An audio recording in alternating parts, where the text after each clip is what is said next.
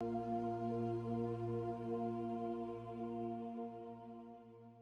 Guru.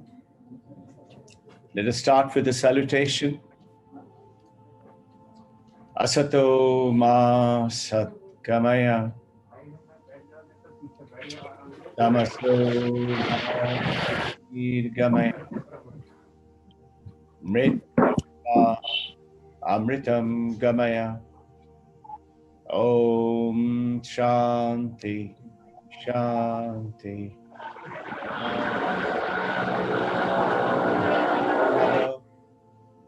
Hold our hand. Take us from unreal to real, from duality to Advaita. Show us so that we understand. Take us from darkness of ignorance to wisdom, to light of knowledge. In this journey, we want no suffering, and we also want to attain oneness. Oneness with who we are, oneness with the supreme universe, the supreme cosmos, the Brahman, God, Divine Mother, Kali, our Gurudev, whoever we call and whoever we wish to recollect as our supreme guide and mentor, and take us across to that place where there is no suffering and there is a clarity of the understanding. So the question came about on the last session, which we had dealt in detail. Those of you who have gone through it, those of you who haven't, please go through it again.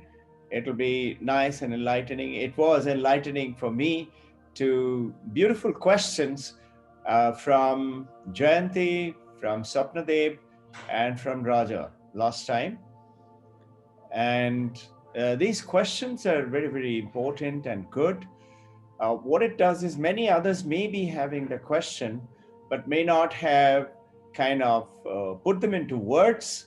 But when it does get crystallized into the words, then other people's those doubts also get cleared because of the discussions that we go through it. So you're welcome to ask questions, welcome to go ahead. Today what we'll do, subsequent to those questions and answers, I got many questions from the people and we shall continue to deal with them and deal with some more issue.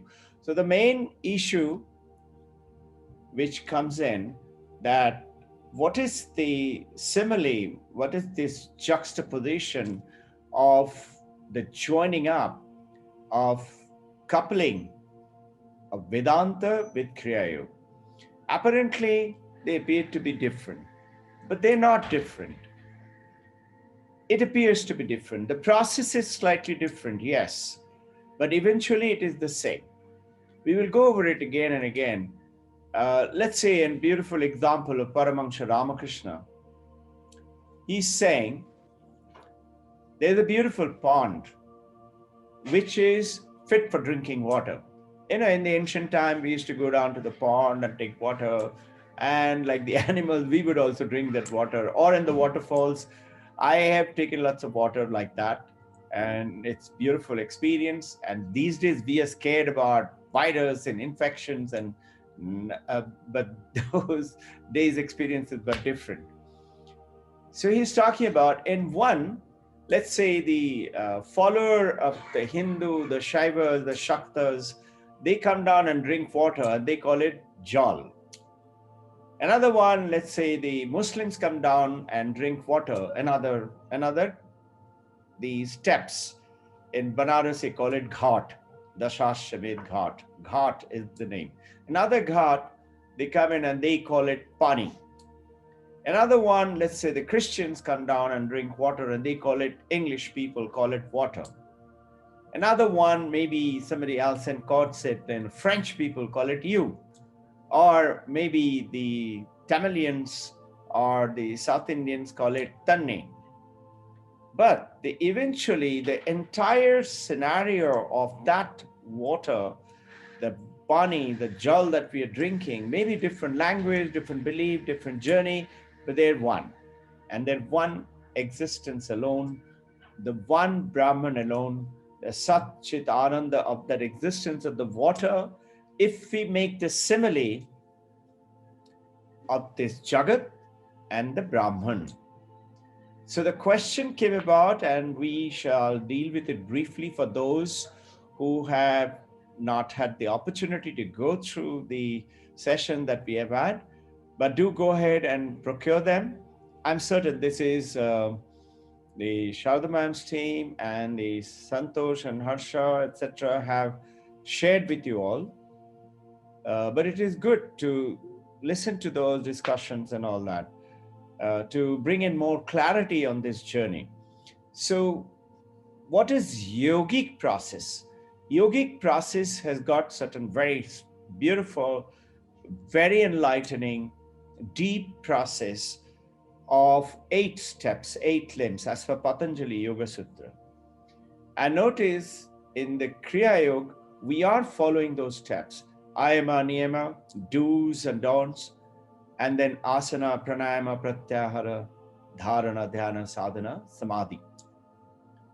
So eventual aim is the samadhi. So we talked about how to go beyond this mind. Why should I go beyond the mind? Let us understand now. The moment I have mind, tiny babies don't have, the mind starts to generate in their day-to-day activities, mommy saying, who's Vedant? Vedant Kute. And Vedant starts kicking 6, 8 month, 10 months old baby. Mind is taking birth. And the moment mind starts off, Vedant realizes, I like this face, which comes to me and puts a finger there and say, come on, smile, come on, smile. I like that face. But what it does in the Vedantic sense, Advaita sense, it also tells Vedant, I like you, but you're different than I am. How does that happen? You say, come on, it is so. No, how does it happen? It happens because of the mind. The mind is the one which is getting illuminated through the consciousness, through the reflective consciousness, into the mind and the brain. Brain in turn gets the data from the senses and from the body. And remember the diagram which we have discussed before. So consciousness, like the sun's light, coming into the mind like the moon's light, and reflecting and making the moon visible. Dark night, no moon. Why? Because it is gone on the shadow of the sun. Same way, here the mind is getting illuminated. The mind is beginning to realize that with these 5 senses, this is the world outside. And today, because of this beautiful westernization, the technological advancement, our spiritual world is going towards procuring of things out there, outside, for whatever we want. We want money, we want protection from COVID-19 vaccination. Where is it? Out there. Or we want a good relationship, or we want a good property, or a good car, or a good mobile. Where is it? Outside. We want to do for shopping. Where is it? Phoenix Mall, or whichever the mall, Manhattan Mall in New York, wherever you are listening to this from. So it is the mind which brings him to Vedanta. This is mother. Later on, he realizes this is mommy, because mommy keeps saying, say mama, say mama. And Vedanta slowly learns to say mama. And he says, I like this face and this is mama. And like that, we associate with the world, which is outside. Yogic process tells you, how do you go beyond that mind, which is what? Causing the distractions, the disturbances.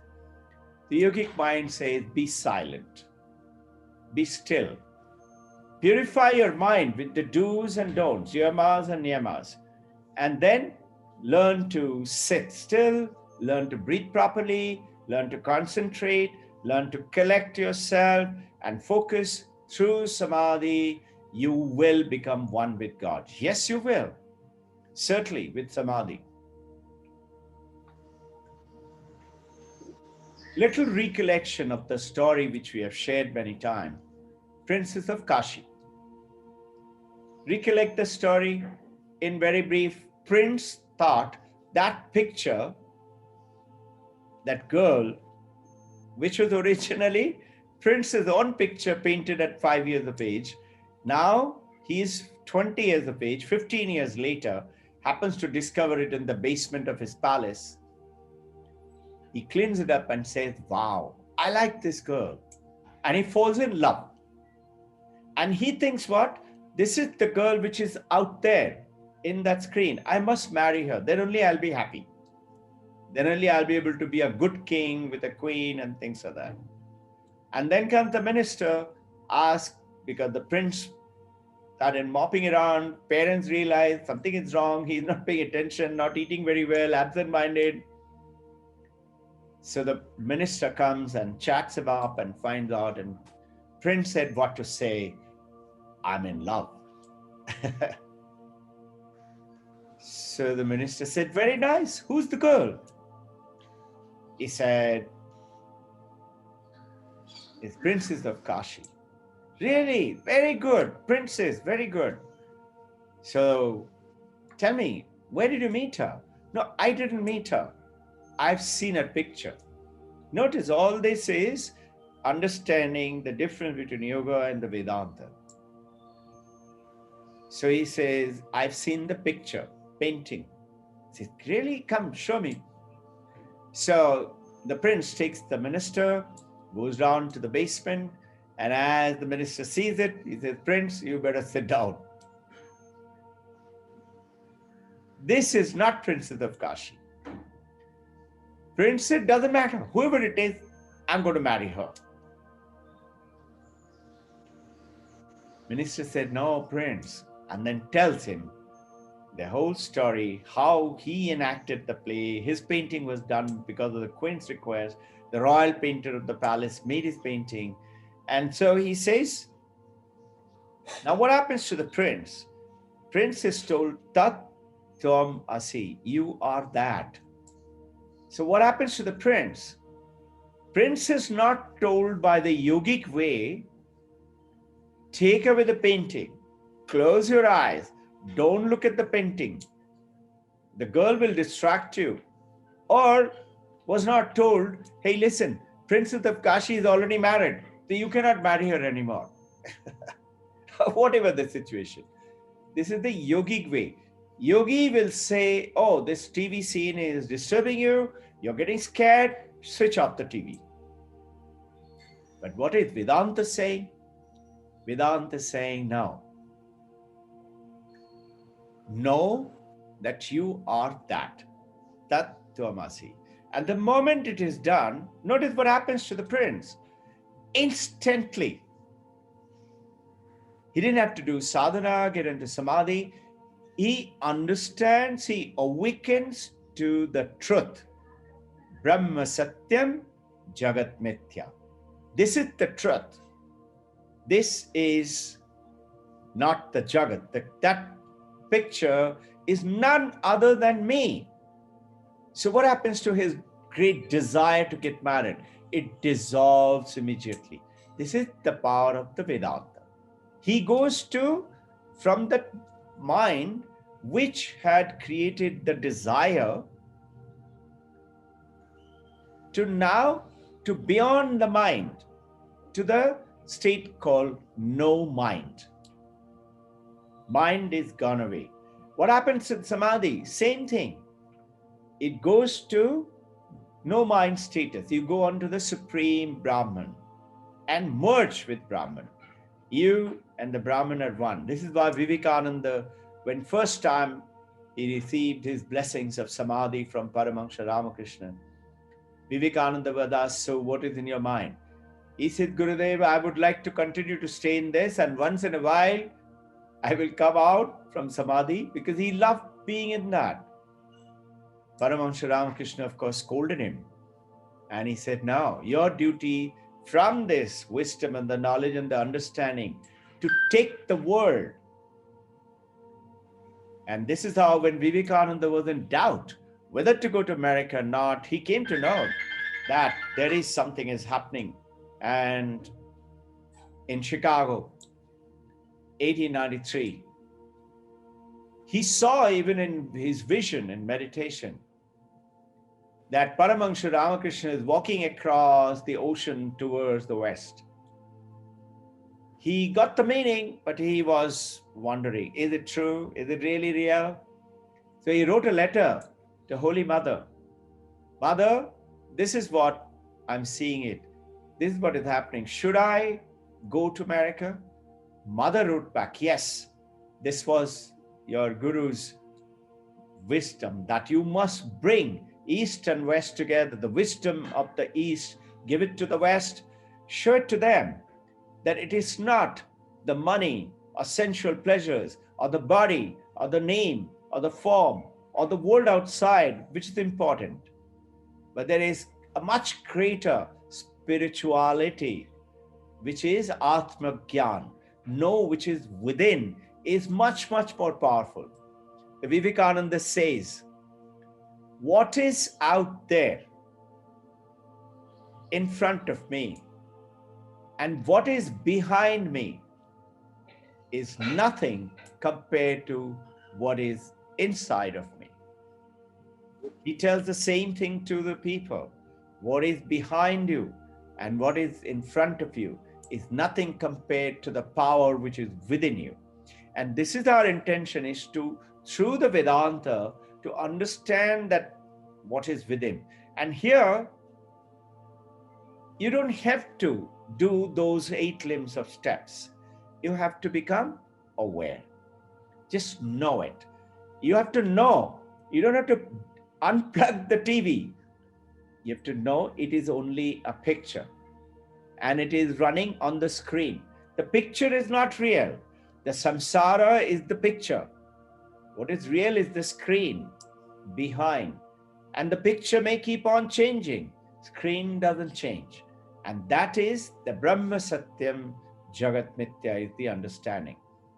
Towards this journey, the questions and answers which came about, and most of these questions and answers, all 3 of them in fact, were dealing with the status of the mind.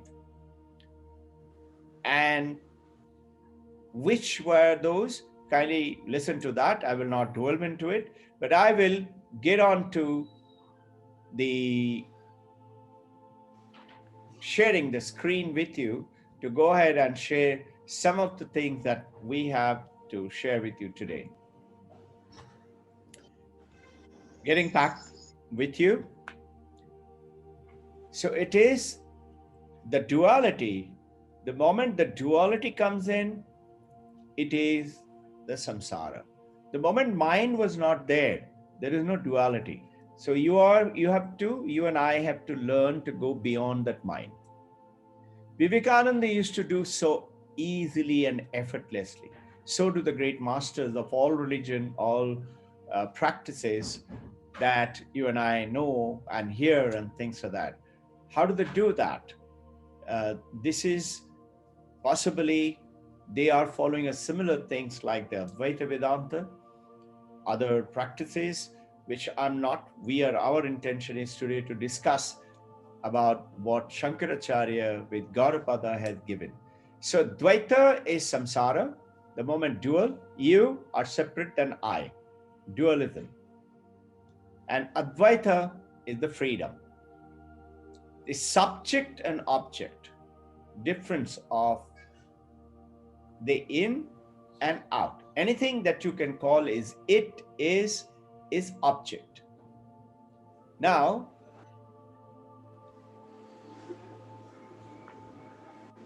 this beautiful stotram, which is given by Gaudapada, had written it down, and it reads is Mano Drishyam Nidam Dvaitam Yat Kinchit Sacharacharam. This we have discussed with you on the last session, reminding you back again. Manaso Avani Bhave Dvaitam Naiva Upalabdhate. This, it doesn't stay anymore. So what is this no mind state then?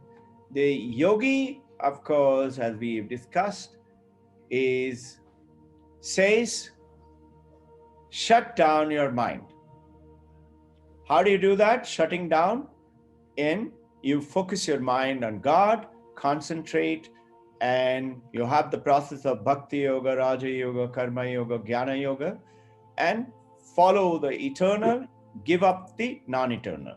Now, these things are very difficult to attain.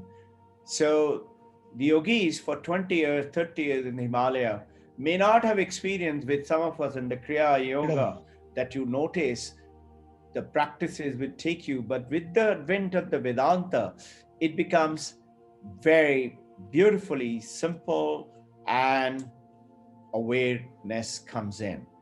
So when Paramahansa Ramakrishna was asked by Master M, he asked him on his second visit a very simple question. In Bengali, he said, Ishware mon kamon kore hoy? How do I fix my mind on God?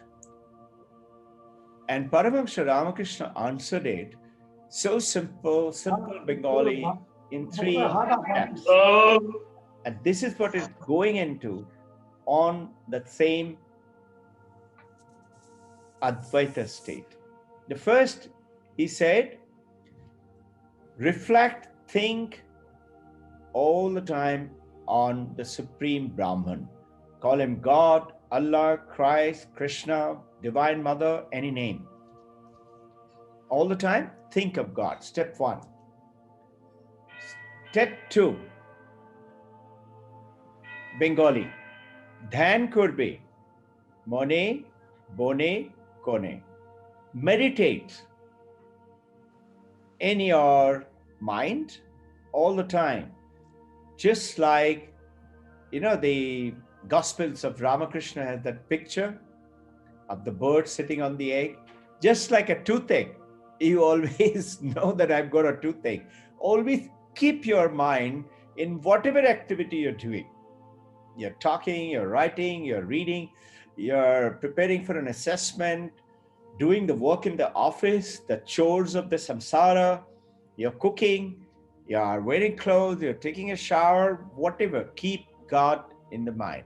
And remember, in the Vedantic way, Mano buddhi chitta ahankar na aham. As you're remembering it, I'm not my mind, I'm not my intellect, I'm not my memory, I'm not my ego.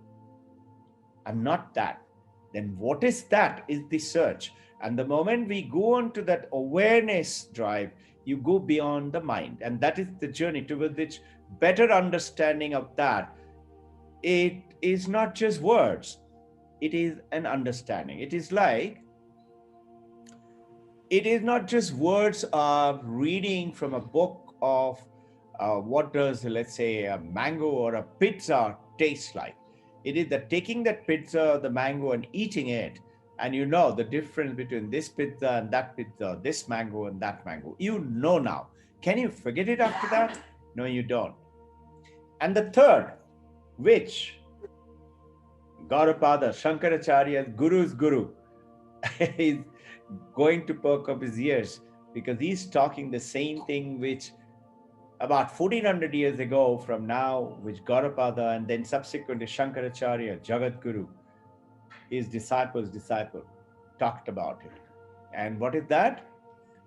Always reflect on Viveka. Discrimination from real to unreal. And no, detach yourself from what is not real. What is not real? And real is that which is truth, which is purity, which is Sat, which is existing, which is consciousness, Chit, and which immediately take us to Ananda, divine bliss, eternal bliss. So with that, you fix your mind on those 3 stations towards beyond. And which is beyond this so-called, we are so used to this mind and body and the name and the form. Follow the eternal, give up, which is not eternal, transient. You should know. But it doesn't mean in the yogic process talks about silencing, disconnecting. What does it do? Yogic process, if you reflect carefully, in Hindi, in Himalaya, they say, Sansar ko mita deta hai. It closes down the samsara. So you have to become a monk or go to Himalayas. So Vivekananda is saying beautifully for a guideline for you and me, those who have run up to Himalayas and have renounced the world and lives and practices there and dies in the mountain cave, apparently they have done such great sacrifices for God, but has missed the boat. This is Vivekananda's guideline for all of us. And those who have plunged in headlong into the samsara and the family and living with all the enjoyments and the pleasure and the fun and the duties of a family's father, brother, husband, wife, mother, or the grandparents have missed the boat too. Then what is the answer? Don't go there, don't go here. Then what is it? And this is where Vivekananda is talking about know who you are. And this is what is our journey today, to take on a cross, to go beyond that state called no mind status. So, notice the beautiful statement written down in Mandukya Karika. Atma Satyanu Bodhena. When you realize the true or the truth of Atman, your soul, your spirit within, when you do that, na sankalpa yate vada, these other attractions go away. Why? Because garya bhave and tahagraham. What happens? What does it mean? When you realize as Atman as the existence, consciousness, and the bliss, then you go into the huge kingdom of something else. And that the mind would not be reaching out anyway, graham, grasping for things. Sankalpa, prince wanted the princess. Mind will not do anymore. Automatically it realizes what is there in the picture is actually me. You realize that what am I searching for, that Atman, Supreme, is not out there, it's within me. And automatically becomes non-grasping mind, which is called no mind. Agraham becomes no mind. This is that beautiful story that we talked about. What happened? No sankalpa, no more attractions for the princess. Yours and mine, this princess of Kashi, for you and me, is this universe, is this world. This universe is our princess of Kashi. And we are going out towards that, and we think this is what we have to do. The moment Atma Satyanubodhena, your mind becomes Agraham. You realize where it is there to go. And you certainly realize that, recollect the statement, that the ocean, the waves, the water, and the froth are not made of water. We say that are made of water. Wrong statement. Understanding is what? Realization, Atma Satyanubodhena, is what? It is the water alone has appeared as the ocean, the wave, the bubbles, the froth, the spray. It is the water alone. What is the difference in this from the previous statement? Previous statement is made of water. That means water is an object, so is the wave, so is the ocean. But that is wrong, because if it is object, supposing I have two objects here, the two objects. This is an object, this is an object. This one is, I can take it away from this one. Both continue to exist. But if I take away the water, ocean ceases to exist, waves ceases to exist, and so do the bubbles and the froth and everything else. The oasis, the mirage, ceases to exist, and not even one drop of that mirage water can wet one grain of sand, because it does not exist. It's an illusion. It is an appearance. The blueness of the sky does not make anything which passed through it. A normal blue color would do that, no? If there was a vast actual blue ocean, blue sky there, and when the aircraft are flying through, it will turn to blue, no? So all the aircraft which comes back after flying through the sky should turn to blue. It does not, because it appears to be blue. It is not blue. Let's look at the clay and the pot. These are all beautiful examples of the Advaita to differentiate between the process of the yogic way and the Advaita way. And what are we doing? We are beautifully marrying both. Practicing those do's and don'ts, practicing those asana, pranayama, pratyahara, dharana, dhyana, also going into the samadhi, but all the time knowing that this is not me, something else. I want to experience it all the way. The journey becomes so much faster as it is given in the Vedanta, laid down for all of us. So, the clay in the pot, think, can the pot, are you with me? Can the pot experience the clay? Can the pot say, this is clay, this is me? No, because the pot itself is made entirely, every bit of the pot is clay. You and I, can we say this is consciousness? We cannot. Conscience and consciousness are different. Conscience tells you this is right, this is wrong, don't jump the traffic light, you should pay income tax on the right on time, etc., etc. You should search for who am I. Conscious is telling you. But the consciousness is infinite, cannot be touched, cannot be seen. You cannot experience it. But what does it mean? You cannot experience it, then what are we doing? Wasting our time? You should have told me before. I wouldn't have even listened to these sessions which are going on. No, you cannot experience it. But Vedanta says you may know it, become aware of it. Awareness is not experience. Experience, what is the difference?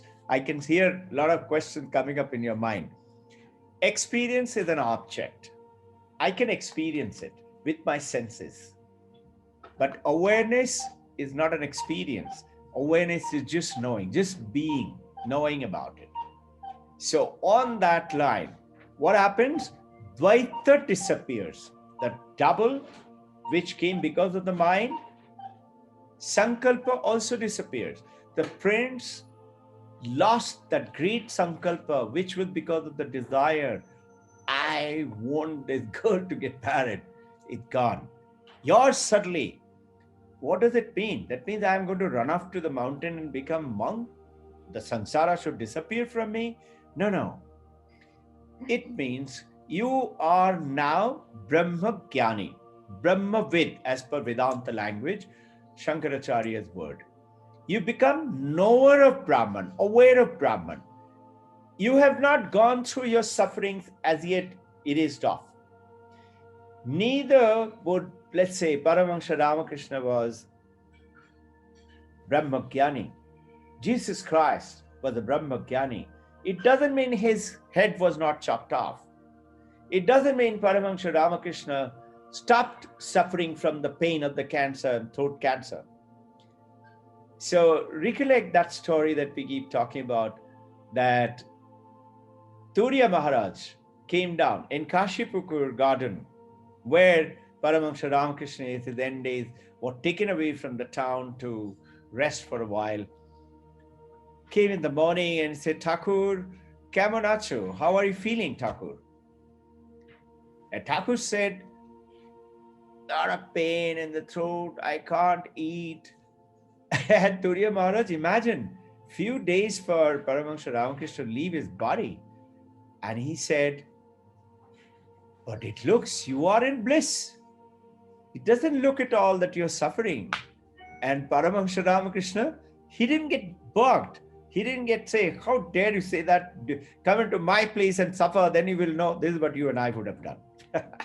You don't have cancer. You don't understand what am I suffering. He didn't say all that. He just laughed. And he said, rascal has caught me. Shala dhore pheleche. That is the state. It doesn't give you that suffering, just that knowing. So our journey today is to become aware, know more, practice to make that reality become actually real in this world. Become grahya bhavi. There is no separation to grasp another thing. And non-grasping mind becomes. This is called the ever free mind. Then he says, Atmanu Satyanu Yatevada. This is that called no mind status. So let's see, what do we have in the next slide? We're talking about this is freedom. You have still, your eyes are open. You don't have to close your eyes, focus on something. You are but rooted on the deep knowledge. This is our Princess of Kashi. So, Atma Satyanu Bodhina, the moment we realize the truth of the Atman, the power, Sansar goes away. And Advaita makes us limitless and free, knowing. It takes some time. For Vivekananda, it was easy, like a child's play, piece of cake. But for you and me, it takes a lot of time. So, but the journey has begun. It always becomes the 100 meters race with the first step. This is our journey today. So right now, we are limited. And we say, no, I'm born at so-and-so time, this was my birthday, and I know I'm getting old, and I'm going to die. So we are limited. We are limited with the finances. I know these bank balance. We are limited with our appearances. We are wearing masks and things like that, taking the protections for the COVID-19. Advaita goes on to say that we are actually limitless. Something else happens. This is what is the experience of the great masters, and you will begin to realize yourself. And what is that? That as you take the journey, somehow a shield of protection would be there around you. Something will stop from all these distractions, disturbances, pain and suffering and fever and sickness and cough and cold or falling down and breaking of a leg will go away. So question will come to your mind, why didn't Paramahansa Ramakrishna do it? To him, that body did not matter. And to him, he saw all his devotees, those who were there close with him. Everybody became Brahmagyani. But think, reflect. Isherwood, if you read his book, those who lived with God, about the disciples of Paramahansa Ramakrishna, every one of them became Brahmavid. How? They all had past karmas, which has to take effect as per Vedanta. No? Kriyabhana karma, Prajna karma, and boomerang karma, Sanchita karma. These karmas will have to come. So what did Paramahansa Ramakrishna do as a good guru? He took away the effects of this karma. Those of you who read Autobiography of Yogi, if you recollect, Lahiri Mahasaya was sitting in the mountain top with some devotees, and Babaji was there, and comes in. The fire was on, and there was a devotee who had come in to meet Babaji and said, "You have to enlighten me." And as he was talking, Babaji picked up that burning stick and put it on his back and hit him with the back. Hit him meaning not to hit him, but to give that burning. And he naturally yelled. And Lahiri asked, "Babaji, why was that?" He said, "Would you like him to die?" As per his karma, he should have been dead. But I have taken away that. Guru did that, took away that karma effect through this little bit of things. So sometimes the gurus would do certain things, which you and I may not understand. So Advaita shows us that we are limitless, timeless, and this entire universe is actually within us, that we experience it none other than me, myself. How? Recollect our earlier sessions. Consciousness is essential for us to experience the world. What is experiencing the world? Not the consciousness. Consciousness is reflecting on the mind. And the mind becomes illuminated through the senses, and the body starts to experience the world. So the mind is experiencing the world. And the moment you go on to that no mind, beyond the mind, your consciousness is still unchanged as it is, cannot be changed, cannot be destroyed, knife cannot cut it, water cannot wet it, fire cannot burn it. You become that. You become that supreme. We go on to. So how do we do that? Gaudapada says, Viveka. Yogi says, Samadhi. Samadhi is also beautiful and right. And most of the people that we know, Paramahansa Ramakrishna used to be in Samadhi most of the time. So did Vivekananda. But side by side, notice what they did. There was a beautiful statement. If you have heard the earlier sessions, if you check what is Shankaracharya's theory of the spirituality, he says Brahma Satyam Jagat Mithya and Jiva Brahme Vanapara. We are in that Brahme, we are existing. Brahma is Satyam and Jiva is Mithya.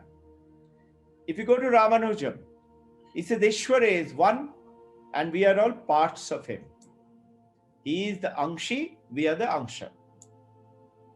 And similarly, if the dualism, if you go to Madhavachari, he says God alone is the truth and God has created us and we are two. God is there, I am there. God is up in the heaven, we are here.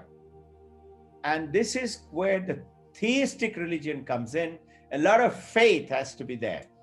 I believe you, I believe my guru, I believe the book. Vedanta is not saying don't believe book, don't believe in guru. He says go ahead along with that, no. But what did Vivekananda do? Vivekananda was asked, what is your theory? He says, this is what his first statement was in America, that Paramahansa Ramakrishna, my guru, and I, we showed it to you,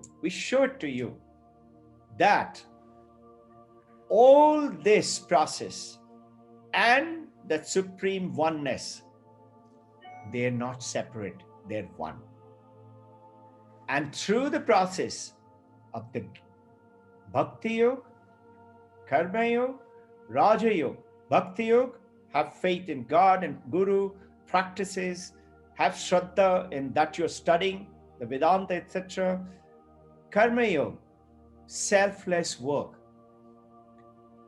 Karma Yoga, have faith in truth alone will win. Satyameva Jayate.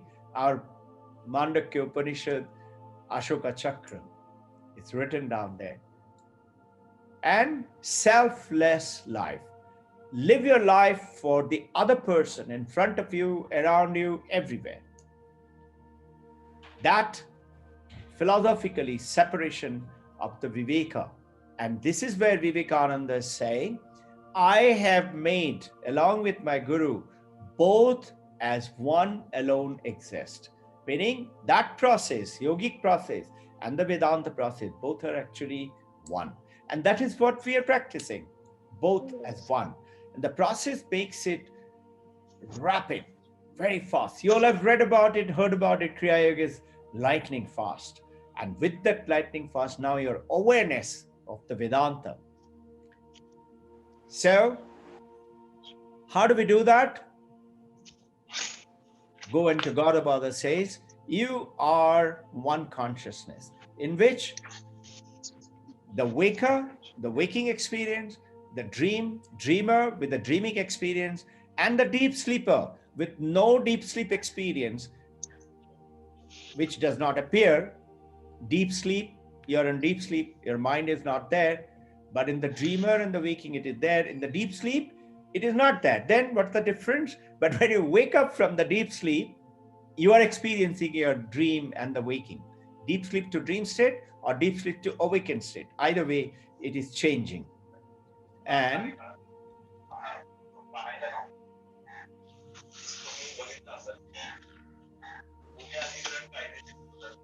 so, Atma, Anatma, Viveka, in which only when you wake up, your Viveka tells you, oh, I was in a dream. Whatever, pleasant, unpleasant. And your ground on the dream which appears is Atma, Anatma, Viveka. Atma, ever presence, constant, no change, cannot burn it, cut it, anything. Anatma changes. Anatma is lie. So now what Gaudapada is going ahead and telling us through Shankaracharyas, that things in the waking and the dreaming world are not eternal. Atma is Viveka, Anatma is not eternal. That is changing, like the blue sky appearing, like the clay in the clay pot. The clay pot cannot experience the clay. You and I cannot experience the consciousness. Strong statement, but this is Vedanta is telling us. So what is it? We cannot experiencing it, but we may know it. And how? You will know it better than anything else you know the moment you become Brahmavid. And then what you do? You are the wave in the ocean, still playing. Paramahansa Ramakrishna, Jesus Christ, Buddha, they continued to live after enlightenment. But now they know this wave and that bubble and that froth and we are not separate. We are one alone. I'm running out of time a little bit. So, Anatma Savikara and Atma Vikara. Atma Anatma changes. So, going into the waker, dreamer, and a deep sleeper are only appearance. All three, when you count them through Maya, Sankhya, Turiya. This is what, when you count Turiya, the fourth state, Mandakya Upanishad, recollect our sessions. Waker, Jagrat, dreamer is Swapna, and Sushupti, deep sleep. 1, 2, 3. You're counting them through Maya. And Turiyam is the fourth. Turiyam means fourth. Remembering Mandakya understanding now. But that 1, 2, 3 don't exist. It appears to exist.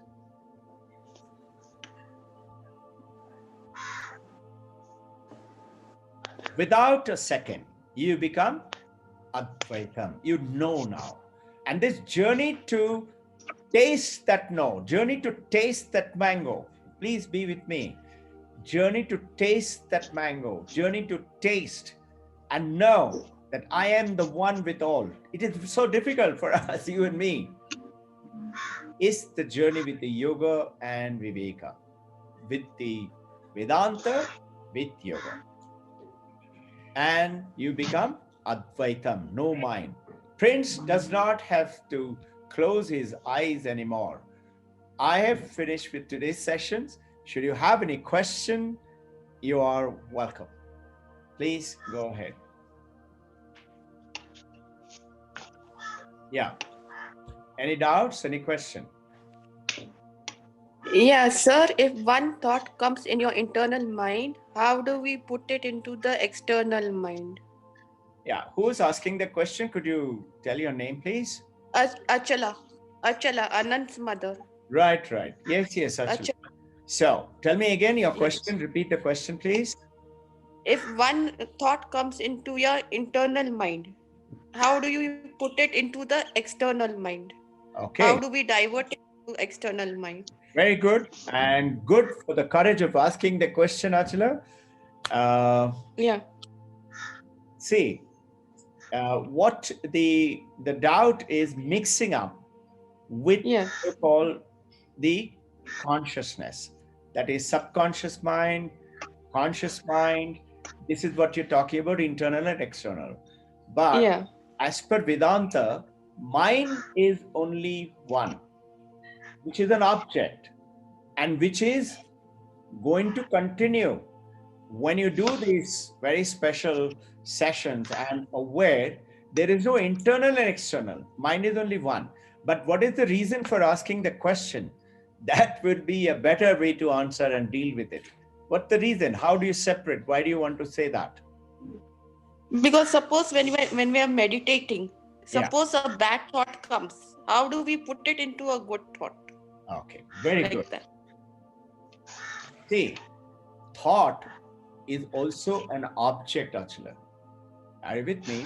The moment you Yeah, yeah. put into the thought, you are not going towards the consciousness. You have to go to the consciousness. It is not thinking about one name, Rama, Rama, Rama, or Krishna, Krishna, Krishna. Those are the yogic process. In the Yeah. Advaita process, you you are doing, we have done this before, we will talk about it again for refreshing. When the thoughts come, the thoughts come just like Vivekananda says, in the Himalayas you find the lake. Those who have been there, the lake is crystal clear. If you drop a coin, you can even see the coin denomination of the coin at the bottom of the lake. Water is so clear and no ripple, no nothing. Our intention is to bring the mind to that calm state. Now the moment you go through the thought, what are these thoughts? Thoughts come in because of vritti.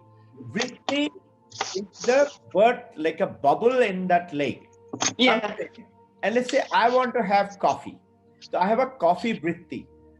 Now, if I pay attention and drink a coffee, my vritti is going to get stronger and come again and again and again. That's how. So Yeah. now what is happening is Okay. that you are focusing onto that vritti, but not on the coffee, not that disturbing thought, but you're Hmm. focusing the consciousness on the vritti as a light falling on the thought of the coffee, not thinking of drinking coffee. This is the Vedantic meditation. We shall do it again. What Okay. are you doing now? Only looking, concentrating on the light which is all around you, on top of the head, all around you. Remember, Yeah. Asanga Asmin, the Vedanta meditation. Remember, Sat Chit Ananda Asmin, Suprabha Asmin, Jyotirmaya, I'm Jyoti Jyoti, and Dvaita Varjita, I'm one and alone. And with that angle now, that light is falling on that coffee. I am aware not of the vritti, not of the coffee, but aware of that light. So now, what is your mind doing? Thinking of the light, not the disturbing thought. And you will be amazed, this very powerful session, what it does, you will suddenly see the coffee vritti, the bubble will go away. And soon enough your mind will become so steady, everyone will experiencing it. Your knees, your hands, that restlessness which comes so much in our mind, we cannot sit still. This Olympic shooter, he is writing, and the bow and arrow as well as the rifle shooter, he's saying, once we go into the shooting target and practice for a while, we realize how much is our body is moving all the time. Now, here, when you come into that light and focus onto the vritti and focusing actually concentrating on the light, your knees will get locked, your arms and body will get locked. Even a simple monkey, you will see People like us, we think we are monkeys. No, we are always restless like a monkey. You will be still. So there's a great promise, a great journey, experience of that. Okay, Achla? Any other doubts? Any other question?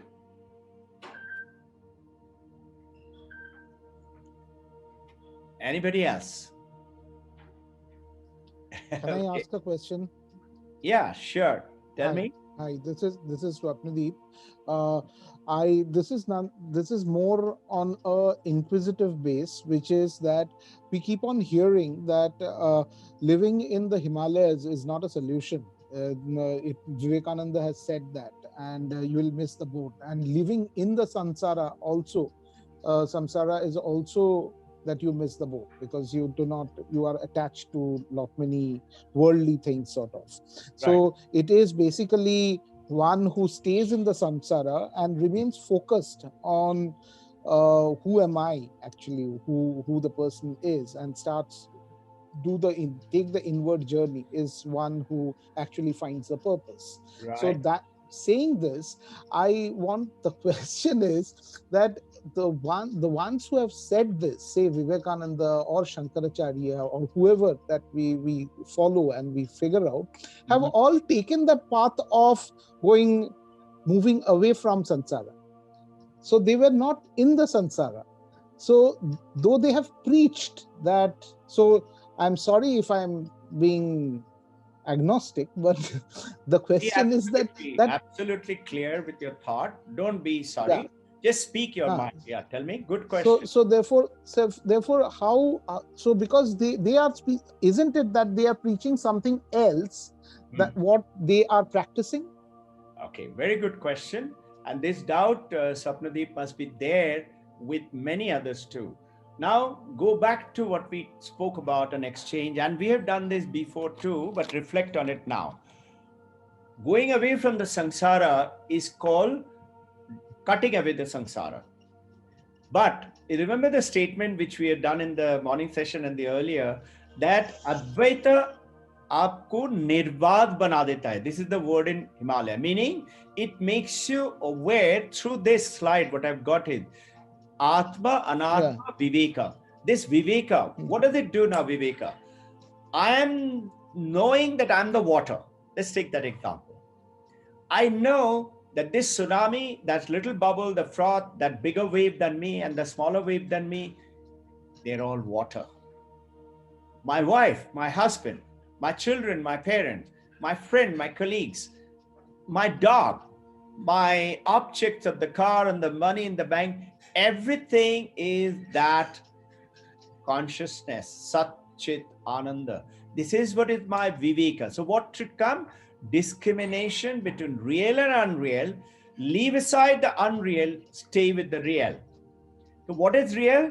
Contribute to your husband, wife, your children, your parent, your colleagues, your friends as God. So, see God in your wife. Do pranam visually in your mind as you wish to, through your conduct.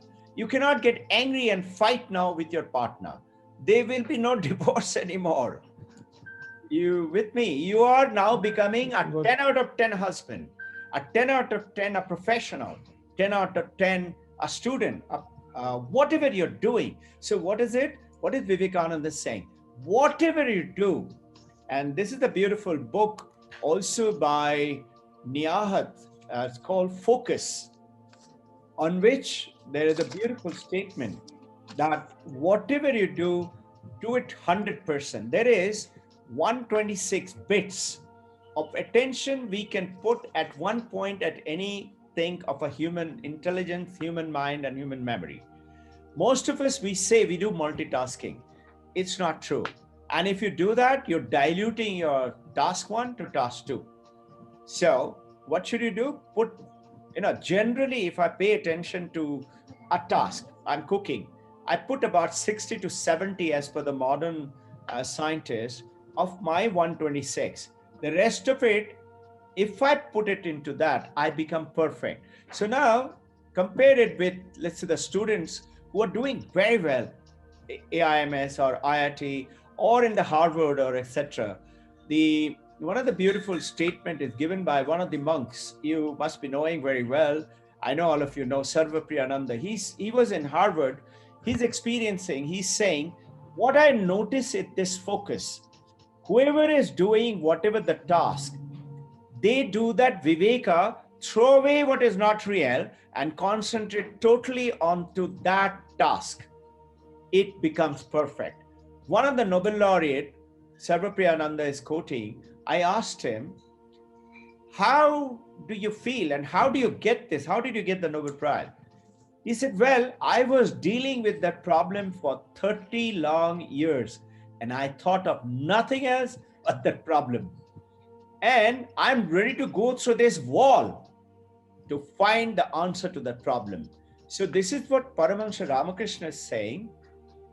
Vakulata hole habe, meaning when your heart and consciousness is crying for God, you don't have to run away. You be there and see that God in your wife, in your husband, in your parent, in your children, in your enemy. And you will be surprised, Ratnakar will become, Yeah. great Valmiki, and Angulimal will Yeah. become a great monk. And our Hmm. journey is to uplift everybody who are around us. Why do I have a beating husband? Because I'm the only one who has the power to make him all right. Or a nagging wife, because I'm the only one who can do that. Or a troublesome boss, I'm the only one who can bring up that higher qualities in him. Does that okay? Okay. Okay. Reflect on it more, and sure, we will. Yeah. Any other doubts, questions? Okay, we have gone over our time, and let us finish with our prayers. I pray that may the blessings of Paramahansa Yogananda, Larimasai, Yukteswar Giri, Deathless Master Babaji, Kalpa Yogi Mahavatar Babaji, Krishna blesses us with Yogokshema, Brahma Vishnu Maheshwara, Swami Vivekananda, Holy Mother Paramahansa Ramakrishna, bless us and take us across to the Supreme Consciousness. With the blessings of the Divine Mother, we realize we all are one. May there be peace, Akasha Shanti. May all your troubles and sufferings heal, whether physical, whether mental, whether financial, or of any nature, be purified with the power of the Brahman, Sat Chitananda, where everything is possible. Om Shanti, Om. Shanti, Shanti. Akasha Shanti, Prithvi Shanti, Vayu Shanti, Agnyaya Shanti, Jalaspataya Shanti, Gau Shanti, Uttaradisha Shanti, Dakshinaya Shanti, Purvadesha Shanti, Paschimaya Shanti. Om Manaha Shanti, Chittaha Shanti. Om Shanti, Shanti, Shanti. Jai Guru.